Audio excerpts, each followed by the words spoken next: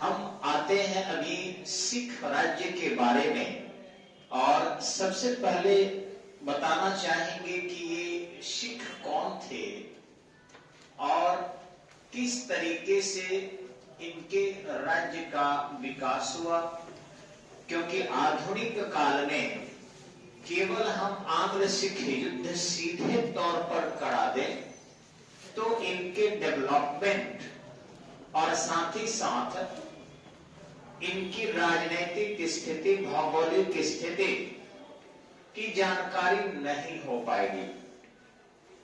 और अभी के प्रतियोगिता परीक्षा में जो प्रश्न आ रहा है वह सभी के सभी एक समझ का प्रश्न आ रहा है। अब देखे होंगे, फिर मैं कहता हूं, आप जितने लोग हमारे वीडियो देख रहे हैं अथवा हमारे विद्यार्थी हैं उन लोगों से कि वो लोग भी बताएं,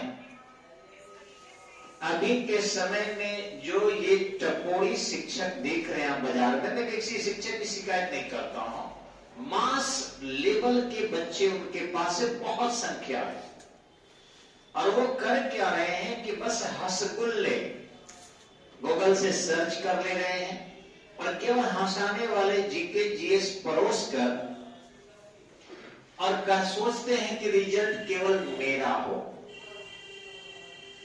अभी दरोगा में 100 क्वेश्चन में 90 प्लस मैंने अपने मिलाया तो 96 क्वेश्चन स्टडी पॉइंट के थे।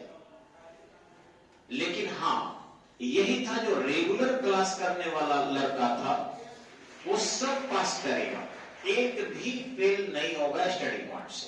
सभी सेटिस्फाइड है, खुश है और सब जान रहे हैं कि मेन की तैयारी करना है, मेरा होगा। लेकिन वही आप देखिए, कुछ बच्चे जो उन टपोरी शिक्षकों से यूट्यूब से पढ़ रहे हैं वो लोग आंदोलन कर रहे हैं। आंदोलन ये कर रहे हैं कि मैं 6-6 घंटा यूट्यूब से पढ़ता हूं, 8-8 घंटा यूट्यूब से पढ़ता हूं या चैनल से पढ़ रहा हूं, आखिर क्या कारण है कि हम फेल कर रहे हैं। और दरोगा में तो ये भी कहे हैं कि क्वेश्चन नहीं लड़ा है, आउट ऑफ सिलेबस है। तो हमें कोई ये बता दे जो टीचर कर रहा है, नॉट स्टूडेंट। स्टूडेंट को तो जिधर लेकर चलिए वहीं जाएंगे। स्टूडेंट बस शिक्षक के प्रति सम्मान रखते हैं और कुछ भी नहीं। उनको जिधर हम लोग दिशा देंगे उधर वो चल देते हैं, क्योंकि वो शिक्षक पर बहुत विश्वास करते हैं। अब आप सोचिए कि कौन बता सकता है कि दरोगा का सिलेबस क्या है। किसी भी कंपटीशन में कोई सुनिश्चित सिलेबस नहीं होता है।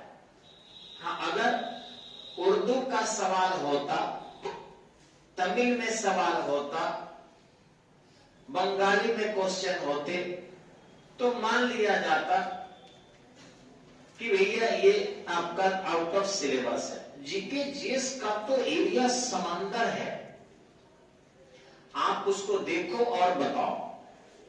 तो बच्चों को जैसे हम ही करने जा रहे हैं आपका सिख राज्य, तो इसमें थोड़ी सी जानकारी देंगे शुरू कहां से करना चाहिए। सबसे पहले कि ये सिख राज्य आया कैसे।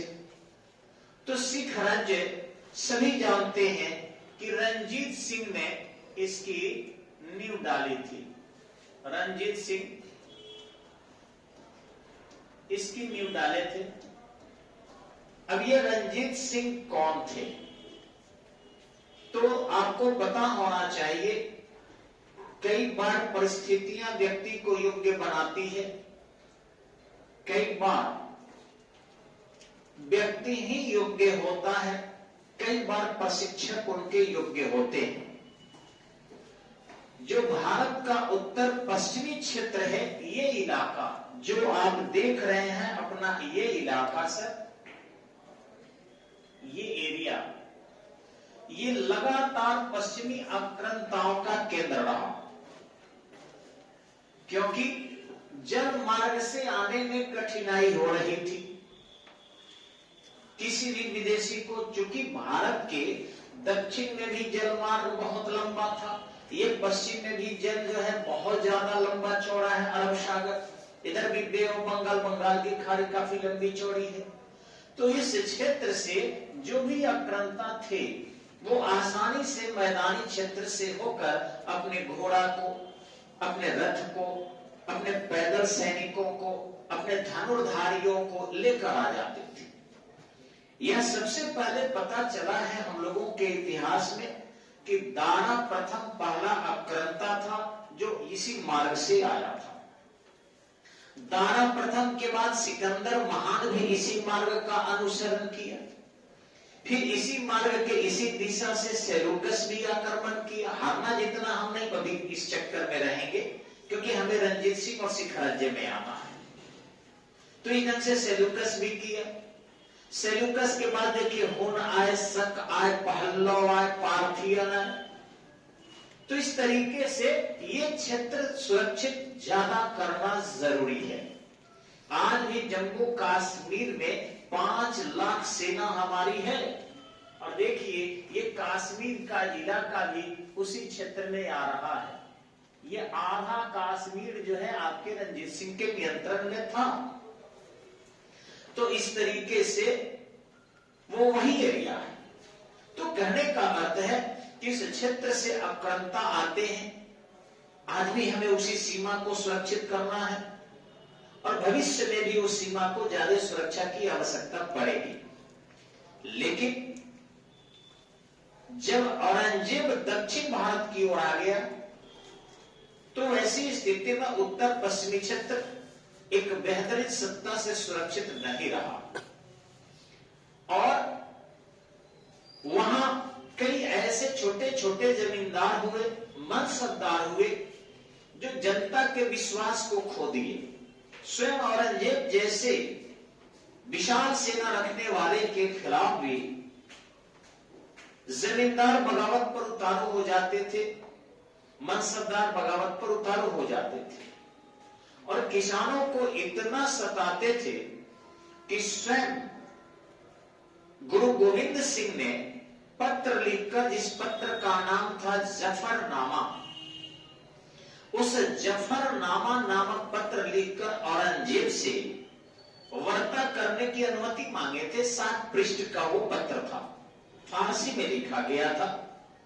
औरंगजेब जब उस जफरनामा को पढ़ा तो अपने अधिकारियों पर आग बबूला हो गया और कहा कि आप स्वयं गुरु गोविंद सिंह आइए, मिलिए, मैं वादा करता हूं सुरक्षा आपको मैं दूंगा, लेकिन आप बताएंगे कि कौन कौन वो अधिकारी हैं जो आपका शोषण करते हैं, लूटते हैं।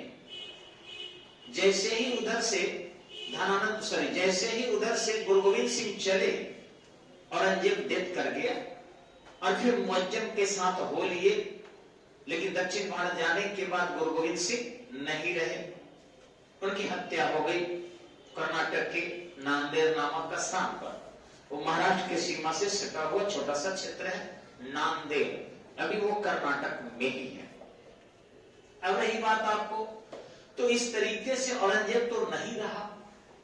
अब मुअज्जम आजम काम बख्शुल थे। तत्पश्चात देखे होंगे आपको मुअज्जम ही बहादुर शाह प्रथम के नाम से, फिर उसके बाद जहादार शाह, फिर फरुखसियर, फिर रफीउद्दौला, और फिर मोहम्मद सारंगीला मुगल बादशाह बने। लेकिन ये जो मुगल बादशाह मोहम्मद सारंगीला, जो रोशन अख्तर के नाम से मूल नाम था, जाना जाता था, उपाधि मोहम्मद शाह रखकर वो मुगल बादशाह बना। वो 1720 से लेकर 1748 तक शासक रहा।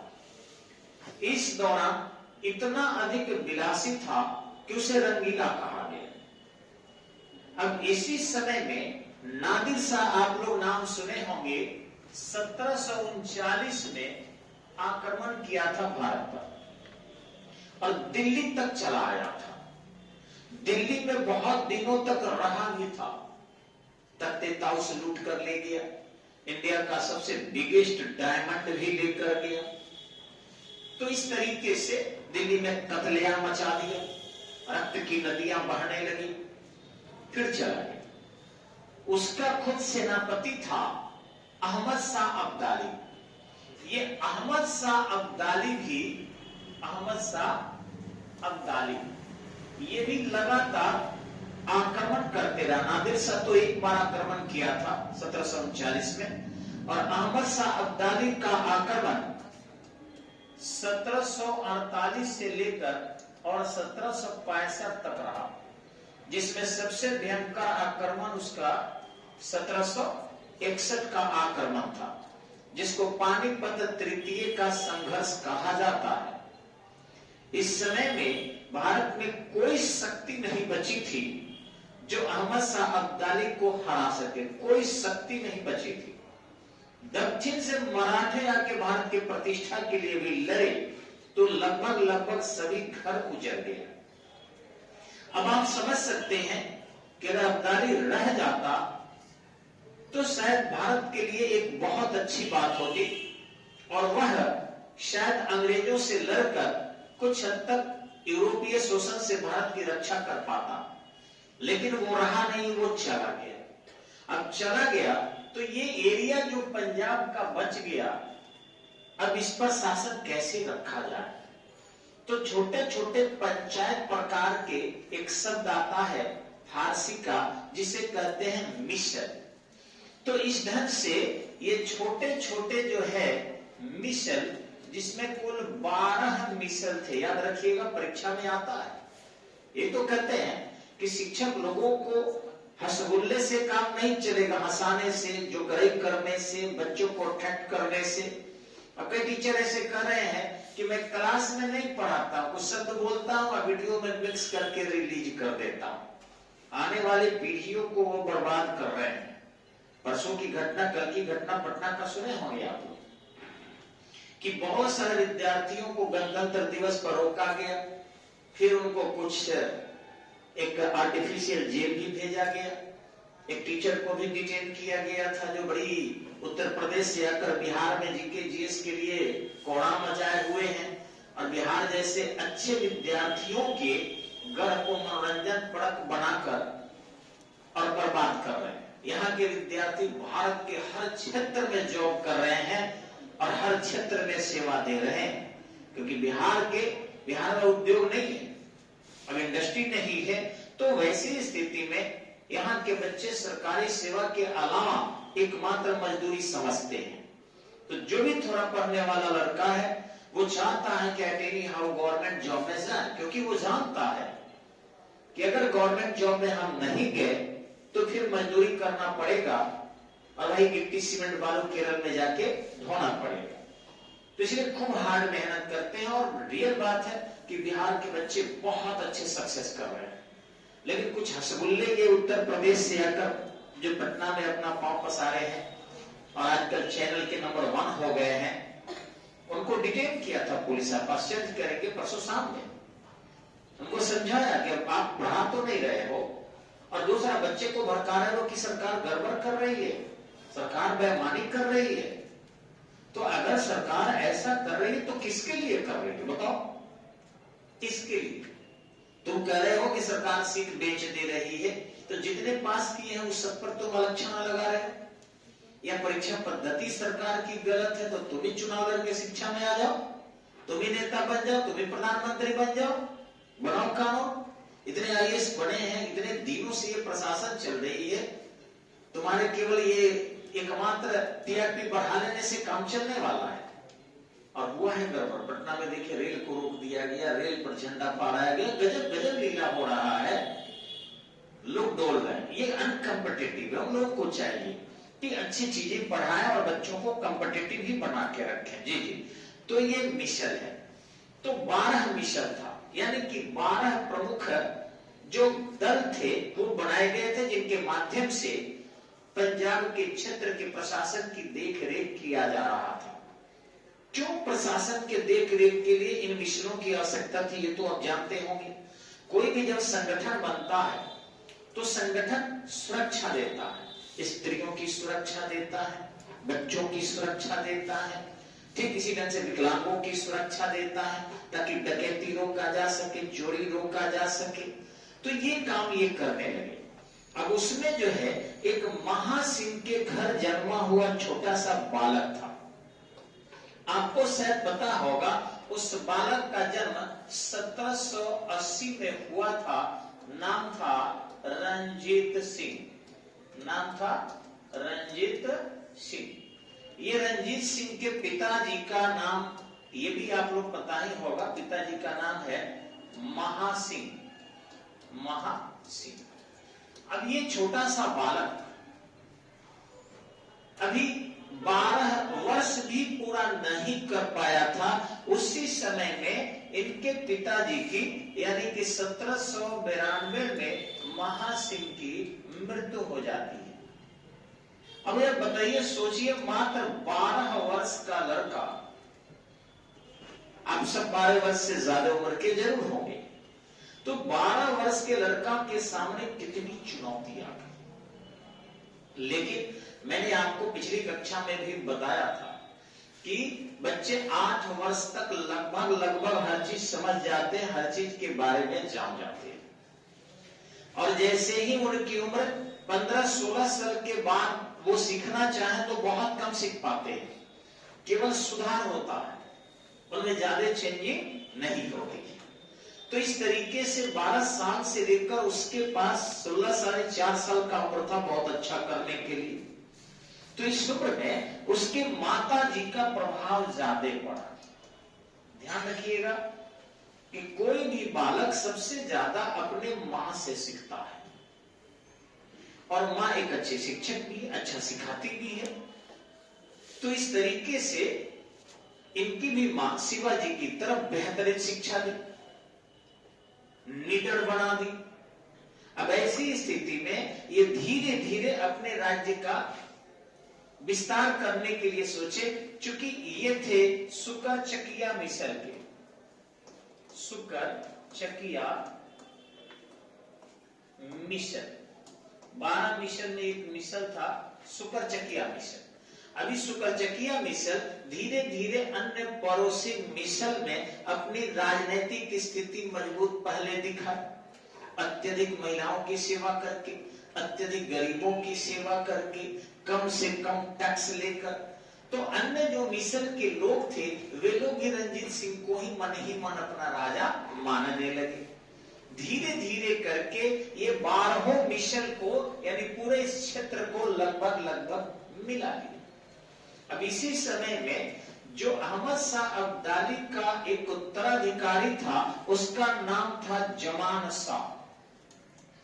जमान शाह ये लगातार भारत पर आक्रमण कर रहा था। आक्रमण का उद्देश्य केवल था धन। प्राचीन काल मध्य काल में लोग आक्रमण क्षेत्र विस्तार के लिए, कम संपत्ति के लिए अधिक किया करते थे। तो लगातार आक्रमण इसी उद्देश्य से कर रहा था। आक्रमण के दौरान मंदिरों को लूट लेना या फिर राजाओं के घर में सेना को घुसाकर गहना है, धन है, दौलत है, कुछ सोने हैं, चांद सब पर लेके चले जाना। तो इस तरीके से पशुओं को भी यहां से ले जाना ताकि मांसाहार किया जा सके। भारत में गाय और बैल अधिक थे और वो ज्यादा मांसाहार का करते थे। तो ये सारे उनके आय का बहुत बड़ा स्रोत था। वे कोई उद्योग नहीं लगाए थे, उनके पास कोई राजस्व का अन्य स्रोत नहीं था, बस एक आक्रमण था। अब इस आक्रमण से वे लोग इतने ज्यादा लूट खसोट मचाए कि जनता तबाही के दौर से गुजर रही थी। ऐसी स्थिति में रंजीत सिंह को मन ही मन लोगों ने देखा कि अच्छा कर रहे हैं, इनको सपोर्ट किया जाए। रंजीत सिंह इस जमान शाह का हल्का सा मदद लिए पहले अपने लोगों को कुचलने के लिए। अब आप नाम सुने होंगे चेनाब नदी का। ये चेनाब नदी कोई नई नदी नहीं है, ध्यान रखेंगे।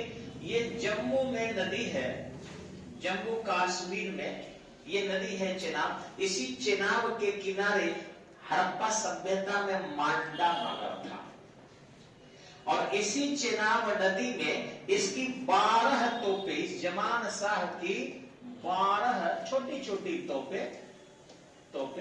आपको आश्चर्य होगा कि तोरेदार तोप का निर्माण किया था अकबर ने। अकबर अनपढ़ था लेकिन किताब कॉपी में अनपढ़ था, बुद्धि से अनपढ़ नहीं था।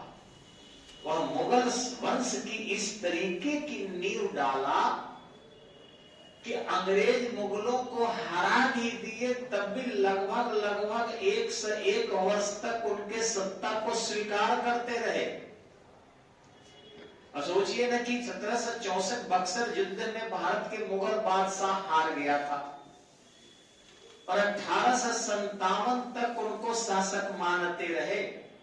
इतनी मजबूत सत्ता की नींव डाली थी अकबर ने, और इसलिए कहा जाता है कि मुगल वंश का वास्तविक संस्थापक अकबर था। तो अकबर ने तोड़ेदार तोप का और हाथी के पीठ से भी तोप चलाए जाते थे। उसको खंड खंड करके हाथी के पीठ पर रख दीजिए और आसानी के हाथी के पीठ से उसको क्या कीजिए, दाग दीजिए। तो ये काम किया जाता था। वैसे ही तोपे जब इस नदी में गिर गई, चिनाब नदी में, तो निकलवाया अपने लोगों से, और निकलवाने के बाद इस तोप को इस जमान शाह के पास क्या किया, भेज दिया। अब ध्यान रखेंगे कि उस समय तोप की कितनी वैल्यू थी। एक आज के समय में कट्टा अगर कोई किसी को दे दे तो देखे होंगे वो जिंदगी भर उसका समर्थक हो जाता है कि भाई मुझे बहुत बड़ा ताकत दे दिया, और ये तोप उसका लौटा दिया। तो निश्चित ही 2 फायदा हुआ।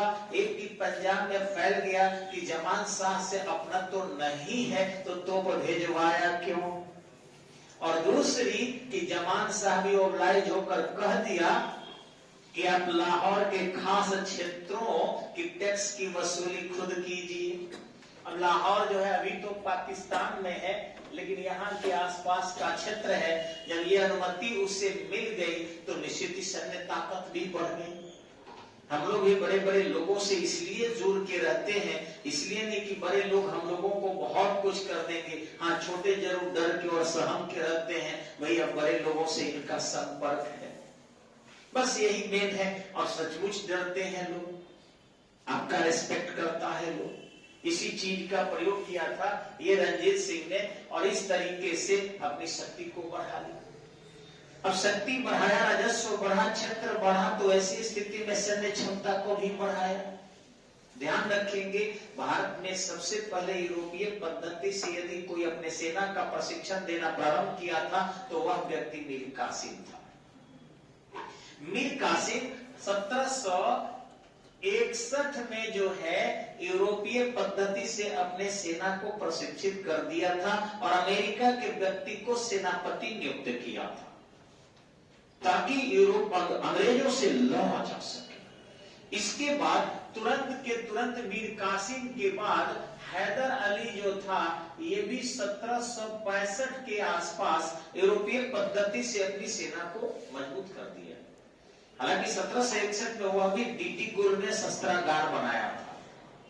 और रणजीत सिंह बहुत बाद की चीज है। रणजीत सिंह जो थे वे 1801 के आसपास यूरोपीय पद्धति से अपनी सेना को सजाना प्रारंभ किया और फिर लगे अपने राज्य का विस्तार करने।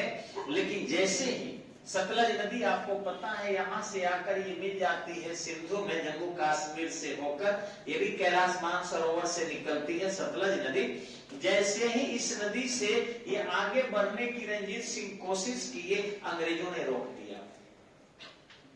और रोक दिया उसके बाद उस समय में लॉर्ड मिंटो भारत का गवर्नर जनरल था, यानी बंगाल का गवर्नर जनरल था। घटना 1808-1809 की है। वह चार्ल्स मेटकॉफ को भेजा वहां पर कि तुम जाओ और रणजीत सिंह को मना करो। ध्यान रखेंगे, रणजीत सिंह जो है उस समय में लॉर्ड मिंटो था। आपको पता ही होगा कि वेलेजली के बाद आया था भारत में कौन, मिंटो। तो ये जो है आपका 1805 से लेकर और फिर 1809 के बीच में रहा। इस ढंग से 13 तक भी चला गया।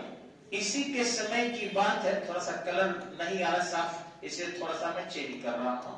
हाँ जी, तो ये मिंटो जो था आपका, इसने क्या किया कि मेटकॉफ को भेजा कि तुम जाओ रणजीत सिंह को मना करो कि अपने राज्य को आगे न फैलाए। रणजीत सिंह को जैसे ही ये कहा अपने राज्य को आगे विस्तार न कीजिए, और इशारा कर दिया धीरे से कि अगर आगे फैलाएंगे तो समस्या बढ़ सकती है। रणजीत सिंह जो मराठों को अंग्रेज हरा चुके थे, उनकी ताकत को समझ रहे थे, लेकिन हम लोगों का ऐसा मानना है कि उनको लड़ना चाहिए था। जो होता देखा जाता, उन्होंने युद्ध को टालने का निर्णय लिया और इस प्रकार 1809 में अमृतसर की संधि हुई। इस अमृतसर की संधि में यह तय हुआ कि रणजीत सिंह सतलज के दक्षिण दिशा पूर्व दिशा में विस्तार नहीं करेगा। दूसरा, अंग्रेजों के विरोधियों को संरक्षण नहीं देगा। भविष्य में किसी भी प्रकार के इनके व्यापार को बाधित नहीं करेगा। अगर बाधित करता है तो यह संधि समाप्त मानी जाएगी और उनके खिलाफ संघर्ष प्रारंभ कर दिया जाएगा। ये लास्ट पॉइंट अंग्रेजों ने जोड़वा दिया, यानी ताकत में अंग्रेज मजबूत थे। वर्तमान इतिहासकार भी कहते हैं कि विश्व की सबसे शक्तिशाली सेना अंग्रेजों के पास थी और दूसरी शक्तिशाली सेना अगर थी तो वो रणजीत सिंह के पास थी। पूरे विश्व में ऐसा माना जाता है। फ्रांसीसी भी शायद रणजीत सिंह के सामने नहीं टिक पाते, लेकिन अंग्रेजों के पास ऐसी शक्ति थी। इस समय में रणजीत सिंह आगे बढ़ते रहे। अपने राज्य के बहुत सारे विस्तार करने के बाद अंततः उन्होंने अंतिम समय में एक विवाह किया। ये घटना लगभग 1837 के आसपास का है। उस समय में उनकी बहुत सारी पत्नियां थी। वो व्यक्तिगत रूप से हम थोड़ा सा जनरल क्लास में चर्चा कर देंगे। वो हंसाने वाली भी बहुत सारी चीजें हैं और सीखने वाली भी उसमें बहुत सारी चीजें हैं। कंपटीशन में आता होता नहीं है वो सारी चीजें। तो मैं बता रहा था, इस ढंग से पारिवारिक क्लेश काफी बढ़ गया और पारिवारिक क्लेश बढ़ने से 1839 में पक्षाघात से, इट मींस लकवा से उनकी मृत्यु हो गई और मृत्यु होते ही इनके स्थान पर खड़ग सिंह राजा बन गए। अब खड़ग सिंह राजा बन गए तो उनके साथ भी कुछ स्थितियां गड़बड़ हो गई, क्योंकि वहां पर राजनीति के दो ग्रुप बन गए। अब जो दो ग्रुप बना वो आपस में अपने अपने समर्थकों को सत्ता पर बैठाने के लिए काम करने लगा। यहां पर थोड़ा सा देखेंगे हम कि किस तरीके से सत्ता पर बैठाने के लिए वहां पर काम होता है। सबसे पहले तो जो खड़ग सिंह हुए, खड़ग सिंह ये 1839 से 1840 तक शासक रहे। उसके बाद आपके शेर सिंह हो गए। शेर सिंह जो है आपका 1841 से 1843 तक रहे। 40-41 तक कौन रहा आप सोचेंगे। और उसके बाद आपके दिलीप सिंह हो गए। ये जो दिलीप सिंह है आपका, ये 1843 से लेकर और फिर 1800 लगभग 49 तक रहे, क्योंकि यहां पर एक परिवर्तन हुआ। आपको 29 मार्च 1849 को सिख राज्य अंग्रेजी राज्य में मिला दिया गया। अंग्रेजी राज्य में मिला लिया गया और दलीप सिंह जो है ये न लंदन में चले गए। बाद में वो ईसाई धर्म का अनुसरण किए और तत्पश्चात वहीं रह गए। लेकिन यहां थोड़ा मैं बताना चाहूंगा कि ये खड़ग सिंह और इस बीच कौन आया। तो कुछ समय के लिए इनका एक बेटा था जिसका नाम था नौनिहाल सिंह। नौनिहाल सिंह, ठीक है। अब ये नौनिहाल सिंह और खड़ग सिंह का क्या संबंध है। बाप बेटे ही थे, पिता पुत्र ही थे। देखिए हुआ क्या, सेम डे मृत्यु हो जाती है दोनों आदमी की, पिता और पुत्र दोनों की। अब ये प्राकृतिक घटना था या किसी की षड्यंत्र थी, कहा नहीं जा सकता है। जो पंजाब का एरिया है, आज भी उड़ता पंजाब आपने सुना होगा। पाकिस्तान, अफगानिस्तान और अंग्रेज। और ध्यान रखिएगा, कोई भी लंबा समय तक सत्ता पर रहने वाला वो चाहता है कि उसके साथ वाले उसके गुलाम हो जाए, और गुलाम बनाने के लिए सबसे अच्छी चीज है नशा। चाहे शराब की नशा कर दो, चाहे गांजा की नशा कर दो, अफीम की नशा कर दो। आज भी पंजाब में आप जाकर देखिए, बहुत से लोग गांजा पीते हैं, और अक्सर तो मैंने तब देखा जब उधर के मुसलमान भी गांजा पी रहे हैं। जनरली हिंदुओं को माना जाता है कि भगवान की बुट्टी है शंकर जी की, साधु संत लोग कहता है, लेकिन मैंने उधर के पुरुष को करीबन 45% मुसलमान नौजुवकों को गांजा पीते हुए देखा है। इधर 6 महीना सागर में मेरठ है, मुजफ्फरनगर है, बुलंदशहर है, ये सब उत्तर प्रदेश का पश्चिमी इलाका है। उधर पंजाब लुधियाना चले जाइए, पूरी एरिया में गांजा गांजा गांजा गांजा। तो ये सब विदेशों से आ रहा है और देखा देखी लत लग रहा है। उससे संक्रमणित होकर कुछ नौजुवक बिहार में भी ऐसा कर रहे हैं।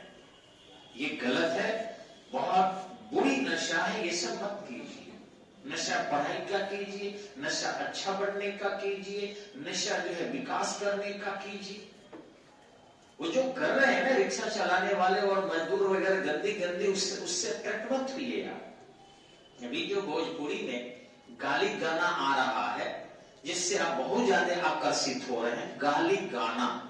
हम भोजपुरी गाना को क्या कहते हैं? गाना नहीं है ये, लोग कहते हैं भोजपुरी का गाना नहीं, गाली गाना। यानी कि गाली में, गाना में ही गाली दिया जाए किसी के बहन को, किसी के बेटी को, नाम रख रख के गाली दिया जाए, वही भोजपुरी गाना का स्तर लोगों ने कर दिया है। खैर करने दीजिए, उनसे उनको गाली ना देना, लेकिन इससे शिक्षित समाज को, कंपटीशन की तैयारी करने वाले लोगों को न सुनना चाहिए, ना आकर्षित होना चाहिए। आपकी नशा विकास का होना चाहिए, राष्ट्र सेवा का होना चाहिए, देश सेवा का होना चाहिए, समाज सेवा का होना चाहिए, और संस्कृति को आगे बढ़ाने का होना चाहिए, गिराने का नहीं होना चाहिए। तो इस तरीके से पंजाब में उस समय में भी नशा था, और ये जो व्यक्ति था ये गांजा पिया करता था। खड़क सिंह, उतने पुराने की बात बता रहे हैं हम आपको, ऐसे तो हुमायूं भी पिया करता था, फीम वगैरह खाया करता था। तो इस ढंग से गांजा पीने के कारण राज्य नहीं चल रहा था, अतः दरबारियों ने क्या किया कि इनको वहां से हटा दिया, और नौनिहाल सिंह उसे पदमुक्त करके जेल में डाल दिया, अपने ही बेटा। अब जब ये खड़क सिंह जेल में बंदी बनकर मर गया, जब जेल में बंदी बनकर ये मर गया, तो उसका समाधान के लिए ये ले जा रहे थे। इसी समाधान के क्रम में एक है हजूरी बाग। हजूरी बाग, कहीं कहीं लोग लिख देता है खजूरी बाग, खजूरी नहीं है, हजूरी बाग था, जहां लोग जा जा के अपने जी हजूरी करता था, एक दूसरे के रिस्पेक्ट करता था, इसलिए इसका नाम है हजूरी बाग। कहीं कहीं किताबों में लिख दिया है खजूरी बाग, ये गलत है। इसी हजूरी बाग में खड़क सिंह को दफन करके नौनिहाल सिंह लौट रहा था। तब तक जो घर में बिंब नहीं होता है, ये से जो खड़ा होता है इसको बोलते हैं पिलर, और जो पिलर के बीच में ऐसे होते हैं इसको बोलते हैं बिंब। तो जो तोरण द्वार होता है ना, उसको बड़ा भारी भारी जो है बिंब रखा जाता था, पत्थर वगैरह का या मोटे मोटे लकड़ियों का। वही एकाएक गिर पड़ा, और वहीं पर, उधर लाश को दफन करके आ रहे हैं अभी, वहीं पर गिर पड़ा, और वहीं पर नौनिहाल सिंह मर गया। पिता उधर दफन हुए, अब पुत्र वहीं बाहर भी नहीं निकला था, उसी के गेट पर मर गया उसके गिर जाने से। अब ये नेचुरल घटना थी कि किसी की षड्यंत्र थी, आज तक क्लियर नहीं हुआ है। अभी इस स्थान पर जब ये पिता भी निकल गए, पुत्र भी निकल गए, तो शेर सिंह को लोगों ने बैठा दिया। अब कुछ लोग शेर सिंह के भी दरबार में विरोधी हो गए, और यही राजनीतिक स्थिति अंग्रेजों को अवसर दी पंजाब में हस्तक्षेप करने का। ऐसे भी तय था कि हमारी जो सैन्य स्थिति थी कमजोर थी, अंग्रेज निश्चित ही उस क्षेत्र पर भी कब्जा करते। लेकिन रंजीत सिंह जो 1839 में मरे थे, मात्र 10 वर्ष के अंतर के बाद 1849 तक पंजाब पूरी तरह मिला लिया जाएगा, ये सोचा भी नहीं गया था। प्रथम आंग्ल सिख युद्ध 1845 से 1846 के बीच चला था और दूसरा 1848 से 1849 के बीच में चला।